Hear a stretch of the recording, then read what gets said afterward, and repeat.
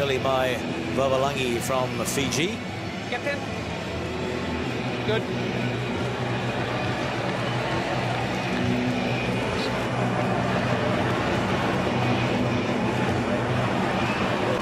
Papua New Guinea.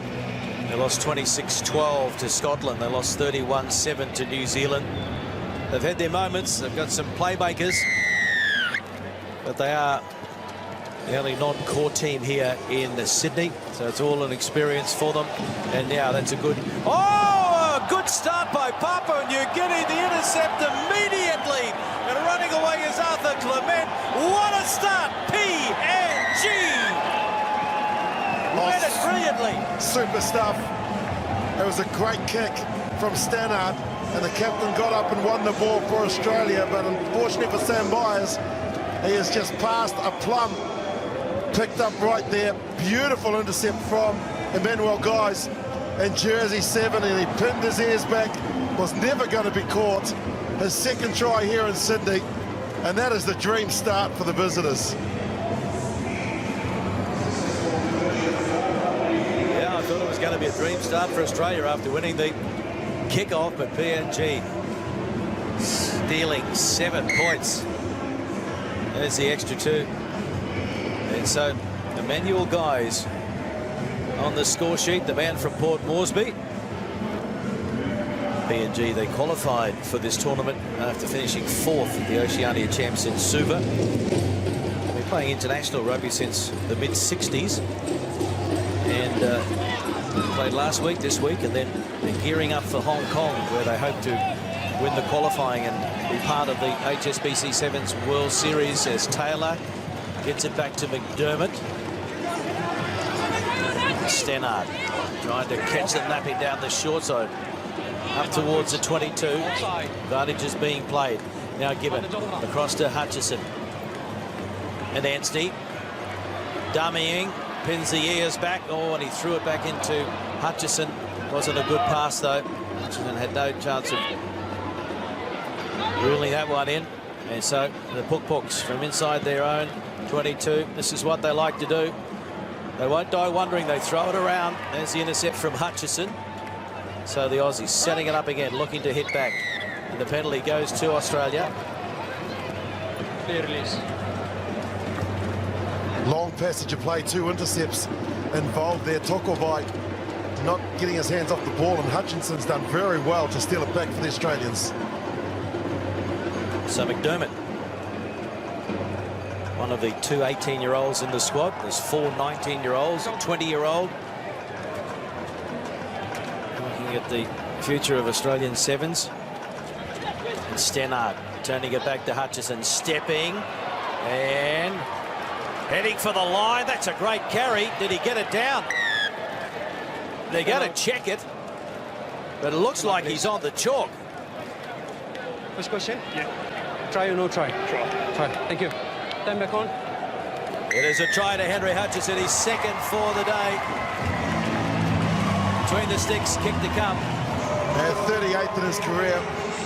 He really is the player that I call the silent assassin, because hard to believe he's still just 19 years young, and now he's one of their veterans.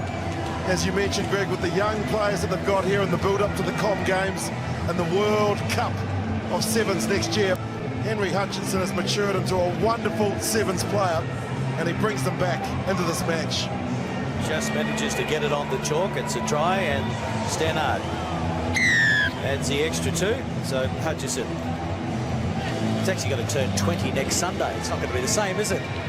We've been highlighting the fact that he's only a teenager for a couple of seasons now. The World Rugby Sevens Rookie of the Year. Another penalty to Australia.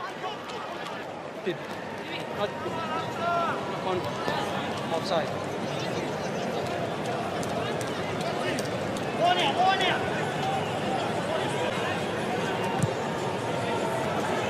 Stannard finds touch. Australia's highest point scorer ever. 10. 871. Clark on 632. Peter Miller 631. It's sloppy, and who wants it? Towed through and picked up by Stannard, but in an offside position. so they squander that opportunity. And now Papua New Guinea. They're out to spoil the party in Sydney. Bali just throws it back, and then it's knocked on. They really are learning with every tournament that they play in. Big improvement from Wellington last week. They're competitive, they score tries, and that's the nature of Papua New Guinea as well. Lucky enough to be there at the South Pacific Games 2 years ago in Port Moresby, where they were beaten by Fiji and Samoa, but in every other match, very competitive, and they used a lot of these players that we're seeing here in Sydney. Sub for PNG. Patrick Tutut coming on in 11, replacing Eugene Tokavai. Wine. Sit. Stannard puts it in, gives it to McDermott. Long ball out to Hutchison. Stannard over to Taylor. In and away, gets the Fen going. Towards the line. And eventually breaks free of the defenders. And Charlie Taylor scores a good individual try. His first for the day. 7th in his career. Scored 3 last week in Wellington, so he's going well out on that left wing. Well, one thing you can't coach is determination. And this young man has got plenty of it, Taylor, because he had a lot of work to do once he got the ball, beats the first defender, and then he keeps the legs pumping. Should have been tackled there, but just the desire to get across for his country and put them in the lead, that is something special. Just 21 from the Warringah Rats.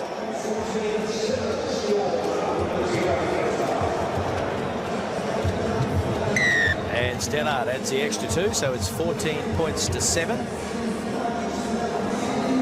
The local derby, Australia versus Papua New Guinea.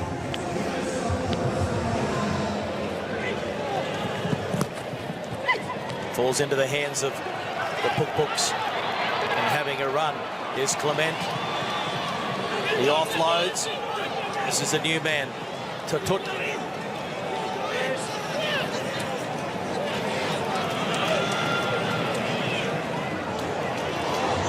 Wesley Varley, he's got some footwork. Oh, and then a loose carry. Oh, near thing. Well, just showing how dangerous they really are. These tuk-tuks, they get half a chance, and they're a side that lives on confidence, and if they can start to keep some of these passes. Varley, though, showed a good pair of heels, and that footwork there, the lovely Campo step, and then that's where he loses it. Good tackle coming in from Lockie Anderson. Crouch. Varley actually made his debut in Wellington in 2015, so sit. This is his 3rd tournament. For most of the PNG players, it's their 1st. So Hutchison. And the Aussies looking to go coast to coast, and that's just a lack of communication there, right on half-time. And so, it is Australia leading Papua New Guinea. 14 points to 7. A win will see Australia play Wales in the quarterfinals all times.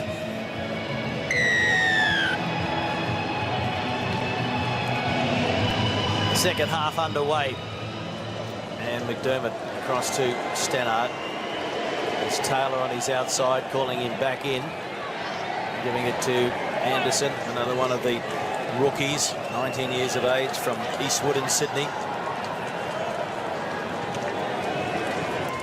Here's Hutchison, putting on some footwork. Henry Hutchison up over the 10, in, away. They eventually rein him in, but it's there for Australia. And McDermott dummying, getting it out, one over the top. Taylor. Stannard, is there enough in the 33-year-old legs to get across? Yes, there is. He just keeps on keeping on like a good red wine. James Stannard. Well, he was the man at the half-time break that said, we control the kickoff, we need to score first. And there is the architect of it. Hutchinson gets the ball, turns the sweeper and the defence inside out, and then it's just classy play. Get the ball to where the space is. Stannard kept his width, and that pass over the top was a money ball. Still a little bit of work to do, but at 33 years young, he is rolling the years back. Stannard doing exactly what he asked his team to do. And the conversion attempt from out wide. It's over. And so it's 21 points to 7. Some breathing space for Australia. At this stage, it's looking like they're going to feature in the top 8, the Cup quarterfinals, the race for the gold, silver and bronze medal. And that will be an improvement from Wellington and also Cape Town. They finished 5th in Dubai, but equal 11th in Cape Town and 10th in Wellington. A young team going places. It'll take a little while longer for them to really bed in. Some injured players will be coming back for the 6 tournaments remaining on the HSBC Sevens World Series. They're building some depth. And the Puk-Puks, they'll go back to the drawing board after this one and put in some hard work before Hong Kong in the qualifying tournament. And having a run now is Barrowman, Nathan Barrowman, and then Opa is taken. Still there, PNG.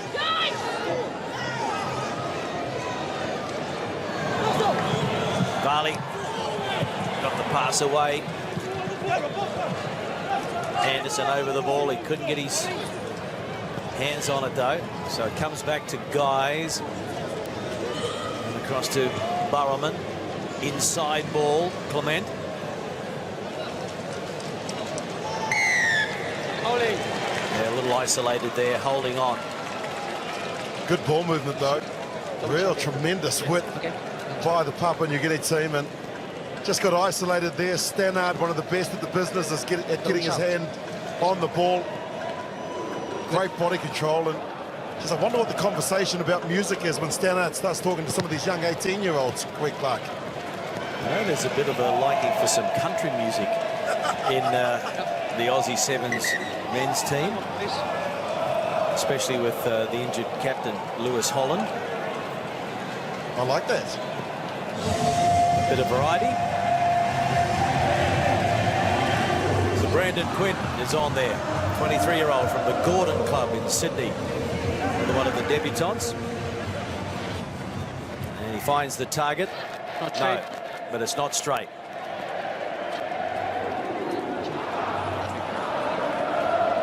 The scrum on the 10-metre mark. I like the look of this Australian team. They've gone with youth. They're going to use a lot of them throughout the next few tournaments in Vegas and Vancouver, and they're going to learn a heck of a lot from being on the big stage here in Sydney. Well, they've now used 22 players in 4 events. I'd suggest that might be the most any team here has used. There's a high tackle around the neck, and so they take it quickly. Papua New Guinea. Ball pass.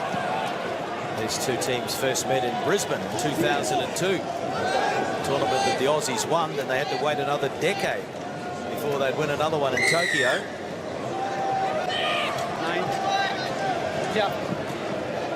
Call back to take it on the mark. Clement.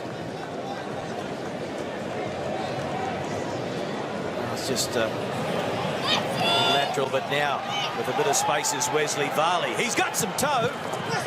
Cover comes across, forcing him into touch on the far side. Well, showed him the touchline. He said, "Thank you, I might take him." Yeah, well, that's the sort of things that they're going to learn this PNG side as well. You can't die with the ball here and give possession back to Australia. You need to pull out or actually try and hit and field to make sure that you don't get forced over the sideline. Learning experience for both teams. Brandon Quinn. Played up in Darwin in the hot 7s. Would have been acclimatised for the Sydney humidity this weekend. And here's Quinn having a run. And wrapped up. It was a high tackle from Tokavai.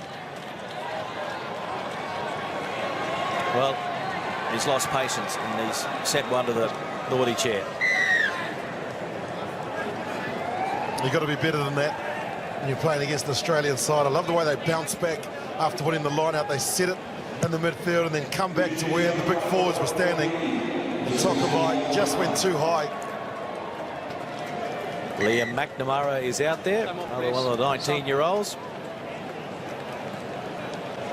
Simon Kennewell coming onto the field as well. So Andy Friend, not only does he pick the teenagers, he plays them as well. He wants to give them as much experience as possible, especially heading into the money day, the business end of the tournament, day 2. There's McNamara just giving it to Taylor, and then on his hip is Quinn. Brandon Quinn up over the 22.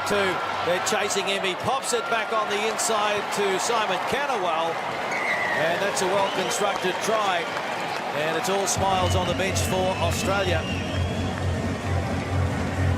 Kennewell gets the deserved 5-pointers, but have a look at the class here. Set piece, win the line out, hit the ball from an angle, coming back against the grain here.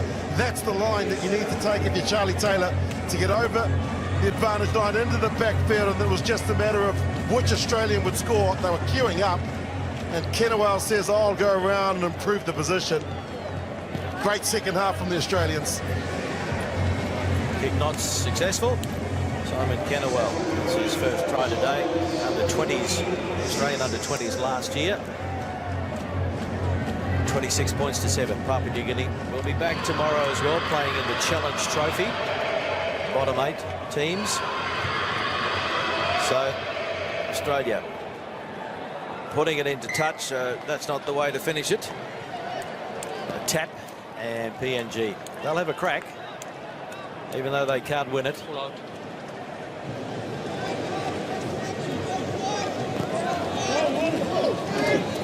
Inside ball to Kalua, the captain.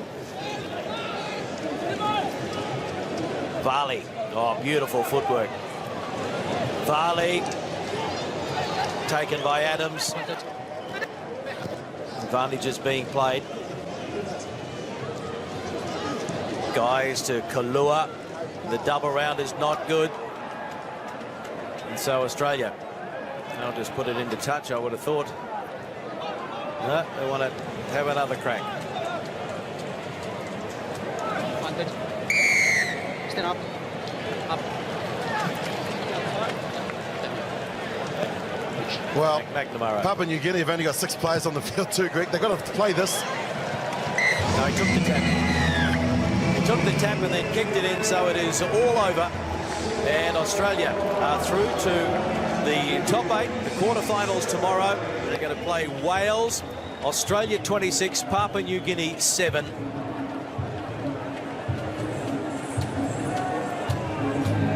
So again, some of the youngsters were impressive, as well as James Stannard, one for the old boys as well. Let's go to Louise Ransom. Thank you, Clarkie. Well, Henry, slow start for you guys today, but you must be pretty pleased to get those 2 wins later in the day. Yeah, definitely. You know, we put ourselves on the back foot for first game against New Zealand, but we showed good character to come out and put a number on Scotland and beat a pretty impressive Papua New Guinea team. And into the quarters now, and you'll face Wales. Had a great win against Fiji today. What sort of challenge do they represent for you guys? Yeah, I think Wales has been in some great form this new year. You know, they were real strong in Dubai and Cape Town, and we played very well against them in Wellington and got the win over them then. So I'm sure they'll be able to get one back on us. Have the home crowd support tomorrow. Best of luck. Thank you very much. Thanks, guys. Well, the picture almost complete